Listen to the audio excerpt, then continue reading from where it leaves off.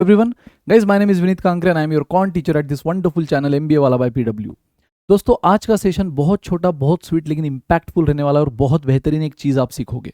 और उस कॉन्सेप्ट, उस प्रिंसिपल का नाम है पेरेटो प्रिंसिपल। उसी को 80-20 रूल बोला जाता है। अब 80-20 रूल क्यों बोलते हैं उसकी बात हम आगे करेंगे, लेकिन पेरेटो प्रिंसिपल क्यों बोलते हैं तो सिंपल, इस प्रिंसिपल को जिसने इन्वेंट किया है तो विल्फ्रेडो पेरेटो, ये उनका नाम है, जो कि इटालियन इकोनॉमिस्ट है। ठीक है, तो उन्हीं के नाम से प्रिंसिपल है गाइज। अब इसको 80-20 रूल क्यों बोला जाता है ये समझो। और गाइज ये बिलीव मी, आप इसको खुद एक्सपीरियंस करोगे डे टू डे लाइफ, रोजमर्रा की जिंदगी में।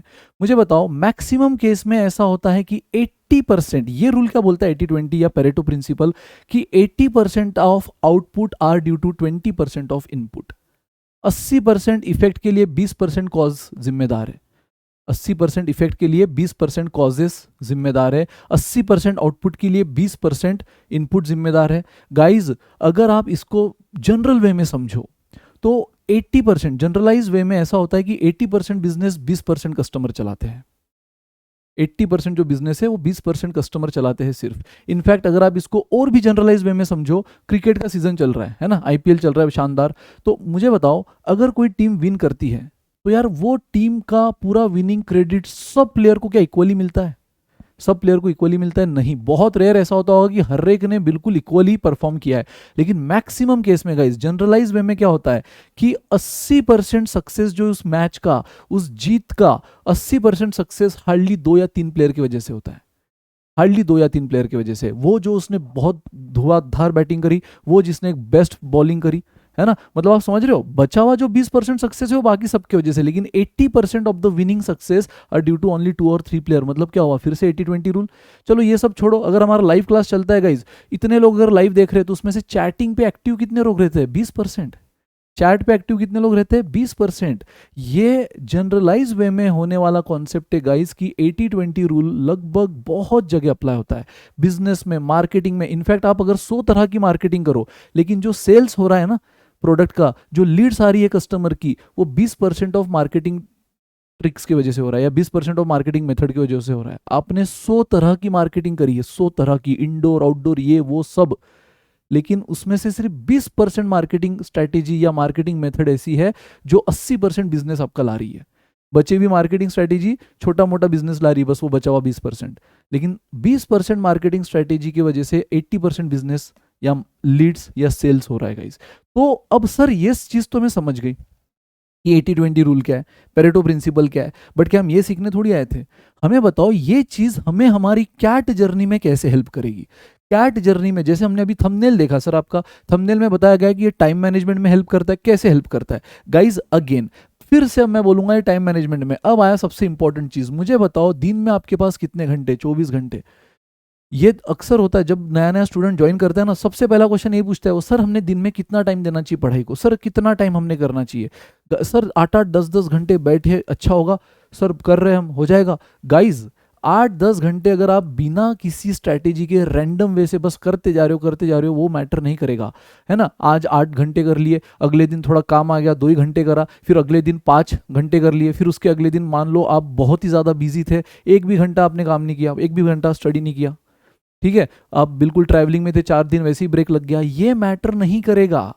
तो वो आप जो 10 दिन 10-10 घंटा लेके भी बैठे होंगे, मैटर नहीं करेगा अगर आप इनकंसिस्टेंट हो तो ये रूल क्या बोलता है कि 24 घंटा आपके पास है। अगर मैं इसका अगेन, मुझे बताओ क्या रूल है ये 80-20, तो 24 आवर का अगर मैं 20% लाइक गाइस, सिर्फ 20% टाइम अगर मैं निकालू, कितना होता है? 4.8 hours, which is approximately equal to 5 hours, which is approximately 5 hours. Guys आपको अपने दिन का बस 5 घंटा, आई रिपीट, आपको अपने दिन का बस 5 घंटा, लेकिन ऑन कंसिस्टेंट बेसिस आपके इस सबसे बड़े टारगेट, सबसे बड़े गोल, सबसे बड़े ड्रीम को देना है। आज के तारीख में जो भी एमबीए एस्पिरेंट है, कैट एस्पिरेंट है, उनका सबसे बड़ा ड्रीम, सबसे बड़ी प्रायोरिटी यही चल रही होगी कि मुझे कैट क्रैक करनी है, एक टॉप 20 स्कूल, एक टॉप आईएम में एडमिशन चाहिए। तो गाइज इतने बड़े ड्रीम के लिए आपको ये चीज करनी पड़ेगी कि दिन का 5 घंटा, यस, और वो कंसिस्टेंटली।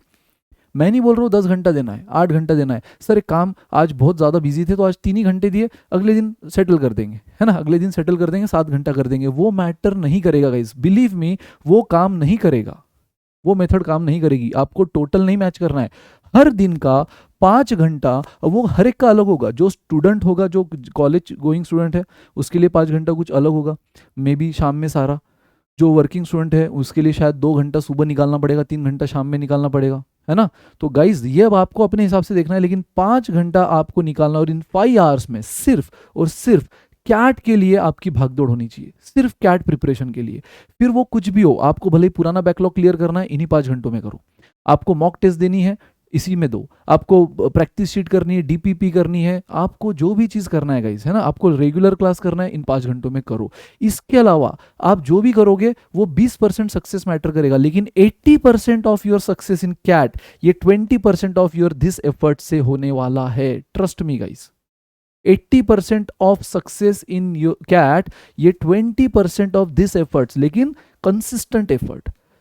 आपको टोटल मैच नहीं करनी कि आज 3 घंटा हुआ तो कल 7 घंटा कर लेंगे, नहीं, एवरीडे 5 आवर्स देना है, मतलब देना, और वो ऐसा देना है कि सिर्फ और सिर्फ आपके और कैट के बीच में और कोई आना नहीं चाहिए।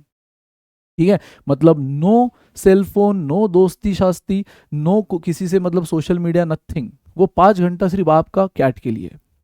ठीक है, सो और फिर उसके अलावा आप जो भी दोगे ना, मतलब मैंने आपको बोल दिया कि 80% जो आपका सक्सेस है गाइज, ये आने वाला है 20% ऑफ दिस एफर्ट्स। बस आपको ये एफर्ट्स तो देना है, ये एफर्ट्स आपको देना है दोस्तों। ये अगर आपने दे दिया ना, और कंसिस्टेंटली दिया, सिर्फ 1 हफ्ता 2 हफ्ते से नहीं होगा, कंसिस्टेंटली अगर आपने दिया ना, तो 80% सक्सेस तो आपका तय है। बचा हुआ 20%, ये बचे हुए टाइम में आप डेफिनेटली करोगे। जब एग्जाम पास में आएगी, थोड़ा एफर्ट्स तो आप ज़्यादा मारोगे ना, थोड़ा फाइट तो ज़्यादा मारोगे। लेकिन आज के लिए अगर एक बड़ा सा क्वेश्चन मार्क आपके दिमाग में चल रहा होगा, तो आई गेस मैंने उसका आंसर आपको दे दिया है कि सर हमने दिन में कितना घंटा पढ़ना चाहिए। भाई 5 घंटा तो मिनिमम पढ़ना चाहिए। अगर आप कैट जैसी एग्जाम में सक्सेस चाहते हो, तो उसका 80% सक्सेस तो इन 5 घंटे के रेगुलर कंसिस्टेंट स्टडी से करोगे। और वो 5 घंटा क्या करना है, मैं तो बोलता हूँ रोज प्लानिंग कर लिया करो। मतलब कल 5 घंटा क्या करना है, आज रात में सोने से पहले डिसाइड कर लो कि कल मुझे ये टॉपिक की डीपीपी करनी है, प्लस मुझे ये एक बैकलॉग, ये वाला सेशन बैकलॉग देखना है, प्लस ये वाला लेक्चर मुझे वापस देखना है क्योंकि रिवाइज करना है मुझे।